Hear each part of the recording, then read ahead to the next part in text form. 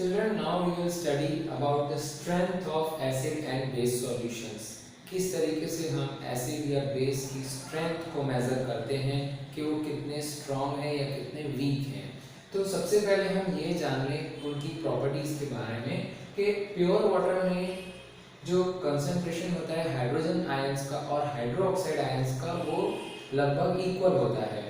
So here we read in pure water the concentration of hydrogen ions and hydroxide ions are equal. Concentration equal होता है। हम acidic solutions की बात करें तो हम जानते हैं एसिडिक सॉल्यूशंस में हाइड्रोजन आयंस का कंसंट्रेशन ज़्यादा होता है और OH आयंस भी उनमें होते हैं इन सॉल्यूशन स्टेट। उसमें OH आयंस बहुत ही मच लेस होते हैं देन H+ आयंस। इसलिए हम एसिड्स को आइडेंटिफाई करते हैं excess of hydrogen ions.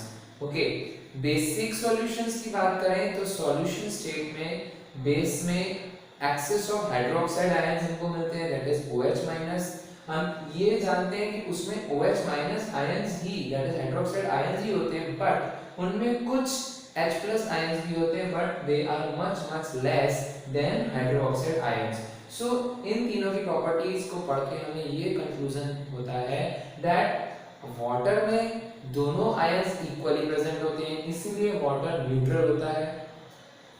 Acidic solution में हाइड्रोजन आयंस ज्यादा होते हैं, एक्सेस ऑफ हाइड्रोजन आयंस होता है और बेसिक सॉल्यूशंस में very less amount of hydrogen ions होता है। तो 1909 में सोरेनसन ने एक स्केल डिवाइस किया जिसको हम pH स्केल के नाम से जानते हैं, जिसमें उन्होंने strength of N acid solution या फिर बेसिक सॉल्यूशन की स्ट्रेंथ को मेजर करने के लिए ये स्केल बनाया था जिसमें वैल्यू 0 to 14 होती है। और उसमें किस चीज का उन्होंने यूज किया था? उन्होंने यूज किया था हाइड्रोजन आयंस का कि कितने हाइड्रोजन आयंस उस सॉल्यूशन में प्रेजेंट होते हैं।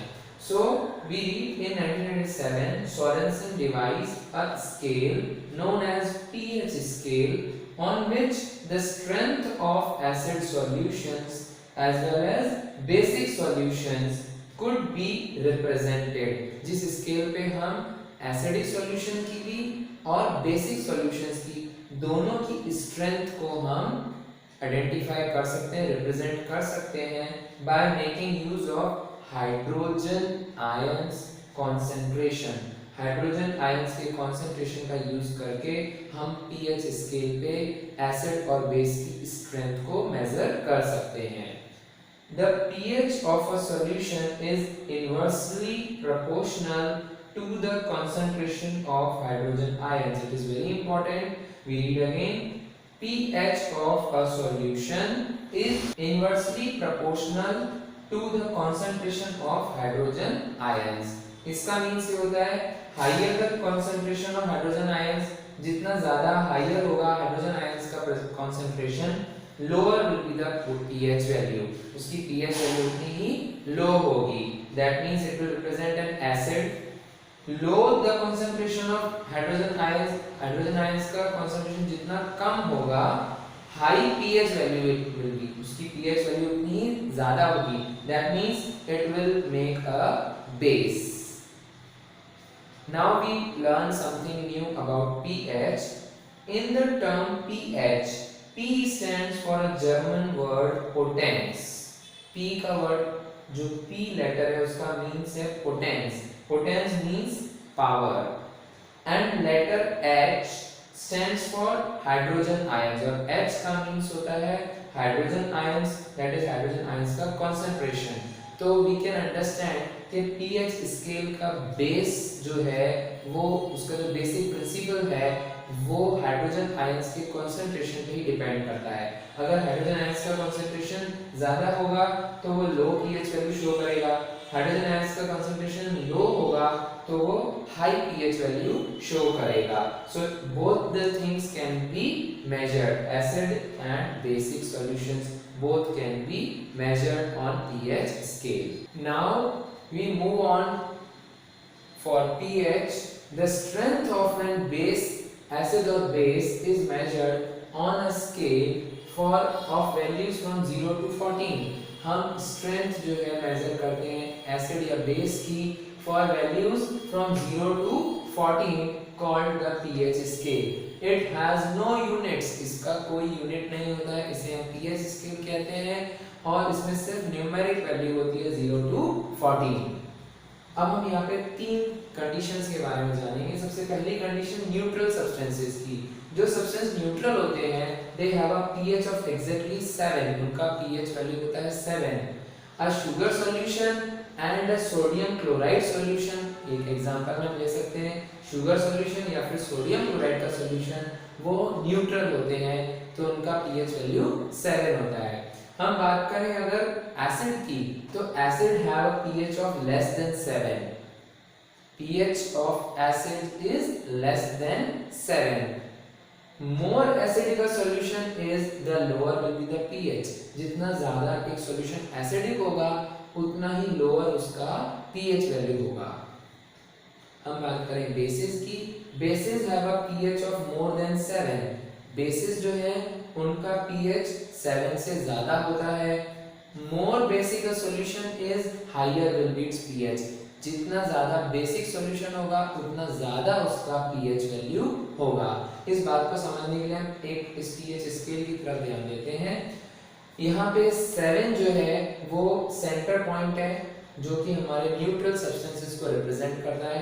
अगर हम 7 से लेसर वैल्यू चेक करें, सो 7 से लेफ्ट की तरफ अगर हम जाते हैं 0 to 7 वैल्यूज में, so it represent acids, okay. और 7 से हायर वैल्यूज में जाते हैं 7 to 14, इट रिप्रेजेंट्स बेस। हम 7 से 3.5 तक अगर मेजर करेंगे so it will be weak acids. This range from 3.5 to 7, this range will be of weak acids. और 0 से 3.5 तक अगर हम मेजर करेंगे तो it will be strong acids. जितना हम 0 की तरफ बढ़ेंगे उतने strong acids हमको मिलेंगे। So here we can see that increasing acidic nature from 7 to 0, increasing acidic nature, increasing H plus ions concentration, hydrogen ions का concentration इधर बढ़ता जाएगा तो acidic nature भी बढ़ता जाएगा from 7 to 0, okay। तो यहाँ पे अगर हम देखें concentrated hydrochloric acid 0 pH value, dilute hydrochloric acid 1, gastric juices 1.4 जो हमारे स्टमक में होते हैं वो ज़्यादा एसिडिक है, lemon juice 2.5, tomato juice 4.1, milk 6.5, then pure water is 7, that is neutral. तो हम जैसे 0 से 7 की तरफ बढ़ते जा रहे हैं उतना एसिडिक कैरेक्टर हमारा कम होता जा रहा है। हम यहाँ देखें कॉन्सेंट्रेटेड HCl 0 है, डाइल्यूट HCl 1 है, तो जितना हम 7 की तरफ बढ़ेंगे उतना एसिडिक कैरेक्टर कम होता जाएगा। अब हम बात करते हैं बेसिस की। फ्रॉम 7 to 14, जितना हम when we go to the right में हम बढ़ेंगे तो पहले वीक बेसिस आएंगे फ्रॉम 7 to 10.5, then 10.5 से 14 तक हमें स्ट्रॉन्ग बेसिस मिलेंगे।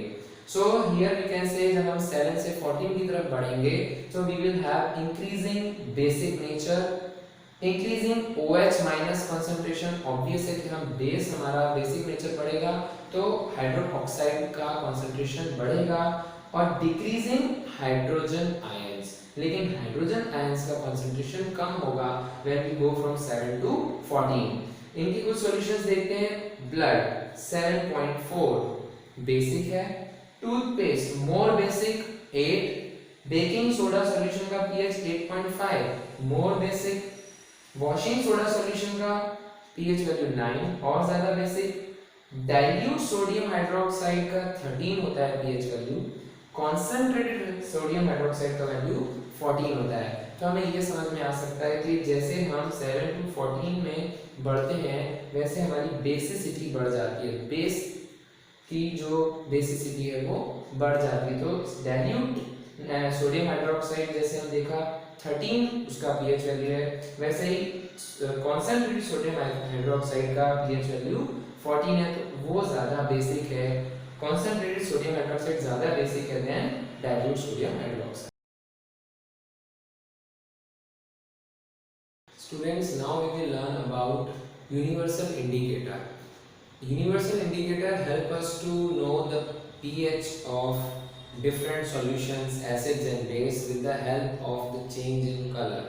Okay, so here we read a common method of measuring pH of a solution is to use universal indicator. It is a very common method in lab. We use universal indicator which help us, universal indicator को use करते हैं जो हमें colour coding से बता देता है कि उस सॉल्यूशन का पीएच क्या हो सकता है।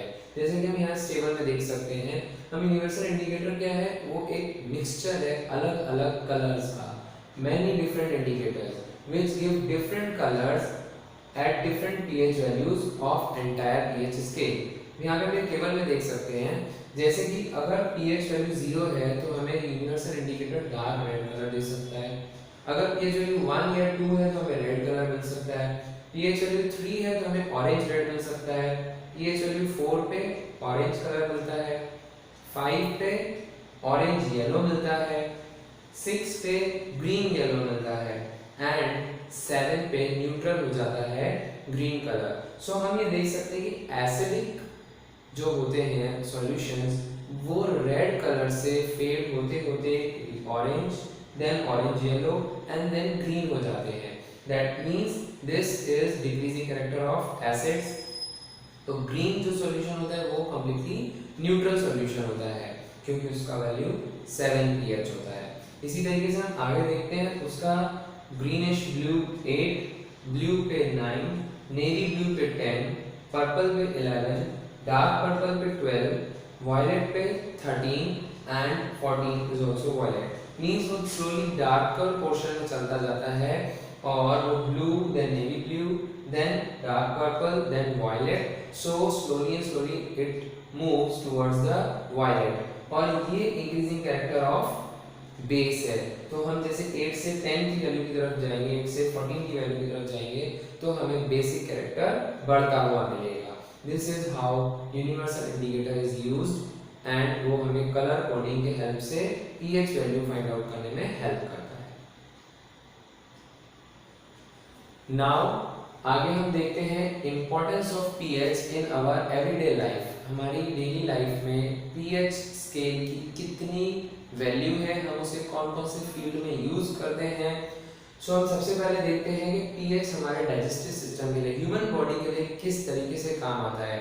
जैसे हमने पहले भी पढ़ा कि हमारी स्टमक जो है वो एक एसिड रिलीज करती है, HCl acid, which is necessary for digestive system. This dilute acid helps in digesting our food, but excess acid in stomach causes indigestion। लेकिन इस एसिड का अगर एक्सेस हो जाता है तो वो इनडाइजेशन कर सकती है, हमारे हाजमे को खराब कर सकती है, हमारे डाइजेशन को बिगाड़ सकती है, जिसको हम एसिडिटी कहते हैं। एसिड का बॉडी में, स्टमक में ज़्यादा हो जाना वो हमें पेनफुल होता है। To cure it we take antacids. उसको ट्रीटमेंट करने के लिए, उसका इलाज करने के लिए हम एंटासिड की टैबलेट्स लेते हैं। It reacts with acid. वो एंटासिड क्या करते हैं, एसिड से रिएक्ट करते हैं और उसको न्यूट्रलाइज कर देते हैं। तो एंटासिड्स में क्या होता है, बेस होता है, बिकॉज हम जानते हैं बेस ही एसिड को न्यूट्रलाइज कर सकता है। सो टू कॉमन एंटासिड्स कौन से हैं, magnesium hydroxide that is milk of magnesia, sodium hydrogen carbonate, baking soda. So magnesium hydroxide एक एंटासिड है और सोडियम हाइड्रोजन कार्बोनेट जो कि बेकिंग सोडा होता है वो भी एक एंटासिड की तरह काम करता है। आगे हम देखते हैं pH change as cause of tooth decay. PH का चेंज होना हमारे माउथ में, वो भी टूथ, हमारे दांत के सड़ने के, हमें दांत जो सड़ जाते हैं, जो कहते हैं दांतों में कीड़ा लग गया है, कैविटी बन जाती है, उन हमारे वो दांत के सड़ने के पीछे भी पीएच की एक कैलकुलेशन होती है। वो क्या है कि जैसे हम खाना खाते हैं, हमारे माउथ में शुगर खाते हैं या हम फूड खाते हैं, फूड में ऑब्वियसली कार्बोहाइड्रेट्स और शुगर प्रेजेंट ही होता है। वो जो शुगर है जो हमारे माउथ में, फूड जो हम खाते हैं उसमें जो हमारे माउथ में बैक्टीरिया प्रेजेंट है वो उस पर एक्ट करता है। Bacteria present in our mouth break down the sugar to form acids. वो शुगर को ब्रेक डाउन करता है और एसिड बनाता है।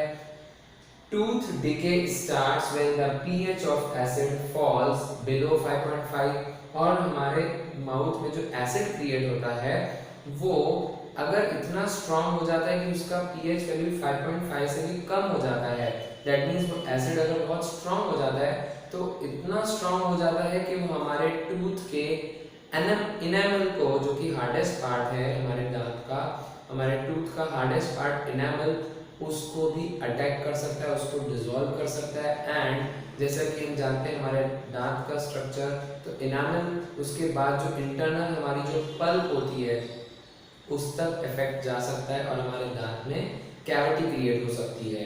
सो यूजिंग टूथपेस्ट, अगर हम टूथपेस्ट का यूज करते हैं जो कि बेसिक होता है, उसमें बेस होता है, तो वो हमारे माउथ की एसिड को न्यूट्रलाइज कर सकता है and it neutralises the mouth acid और हमारे माउथ में एसिड के इफेक्ट को फिनिश कर सकता है, खत्म कर सकता है, जिससे हम हमारे दांत के सड़ने से बच सकते हैं और हमारा टूथ का डिके होने से बच जाता है। So here we can see कि पीएच का वैल्यू हमारे टूथ डिके में भी कितना इंपॉर्टेंस रखता है। Next we see soil pH. Soil जो कि फार्मर के लिए बहुत इंपॉर्टेंट प्रॉपर्टी है। अगर सॉइल प्रॉपर नहीं होगी तो प्रॉपर क्रॉप नहीं ग्रो कर पाएगी। pH of acidic solid can reach as low as 4 and that of a basic soil can go up to 8.3। Soil जो है वो बेसिक भी हो सकती है और एसिडिक भी हो सकती है। सॉइल में जो ये केमिकल्स का चेंज आता है वो केमिकल फर्टिलाइजर्स के यूज से चेंज आता है। अगर केमिकल फर्टिलाइजर आपने एसिडिक ले लिए हैं, वो ज़्यादा हो गए हैं, तो हमारी सॉइल एसिडिक हो सकती है। और अगर हमने केमिकल फर्टिलाइजर बेसिक ले लिए हैं, वो ज़्यादा हो गए हैं, तो हमारी सॉइल बेसिक भी हो सकती है। तो बोथ द बेस, दोनों तरीकों से हमें सॉइल को न्यूट्रल करना पड़ता है। अगर एसिडिक ज़्यादा है तो हमें बेस ऐड करना पड़ेगा, जैसे कि the soil is too acidic then we use CaO, calcium oxide. और अगर हमारी सॉइल एसिडिक है तो हम कैल्शियम ऑक्साइड के साथ साथ हम कैल्शियम हाइड्रोक्साइड भी, स्नेक लाइन भी यूज कर सकते हैं एंड उससे हमारी सॉइल न्यूट्रलाइज हो जाएगी and it is useful for farmer. Next हम देखते हैं कि एनिमल स्पेस का क्या इफेक्ट पड़ता है। Most of aquatic animal space का बहुत इफेक्ट पड़ता है कि हम वहां पर भी पीएच वैल्यू को इंपॉर्टेंस देते हैं। कैसे? अगर हम देखें कि बहुत ज़्यादा एसिड रेन हो जाती है, if there is too much of acid rain, तो वो जो लेक वाटर है या रिवर वाटर है, जो भी वाटर बॉडी है, उस वाटर बॉडी के वाटर का पीएच वैल्यू बहुत कम कर सकता है। दैट मीन्स उसको बहुत एसिडिक बना सकता है। इतना एसिडिक हो सकता है कि उसमें जो एनिमल्स रह रहे हैं, जो एक्वाटिक एनिमल्स हैं, फिशेस, वो इवन मर भी सकते हैं। So here we read that too much acid rain can lower the pH of lake water to such an extent that can even kill aquatic animal, कि वो aquatic animal को मार भी सकते हैं। CaCO3 calcium carbonate is added, calcium carbonate is added to acidic water to neutralize the acid। Acid को neutralise करने के लिए हम कैल्शियम कार्बोनेट ऐड कर सकते हैं। Fifth is self defence. Ants sting injects methanoic acid to skin causing burning pain। हम next क्या देखते हैं कि सेल्फ डिफेंस में हमारे लिए पीएच वैल्यू कितनी इंपॉर्टेंट है। अगर हनी बी या कोई इंसेक्ट हमें स्टिंग करता है, हमें डंक मारता है, तो उसके स्टिंग में मेथेनोइक एसिड होता है और वो मेथेनोइक एसिड जो है हमें स्किन कॉजिंग, वो मेथेनोइक एसिड हमारी स्किन में बहुत पेन कर सकता है, बर्निंग पेन कर सकता है। It can be neutralize by rubbing a mild base. उसको न्यूट्रलाइज करने के लिए हम एक बेस का यूज कर सकते हैं, जैसे कि बेकिंग सोडा।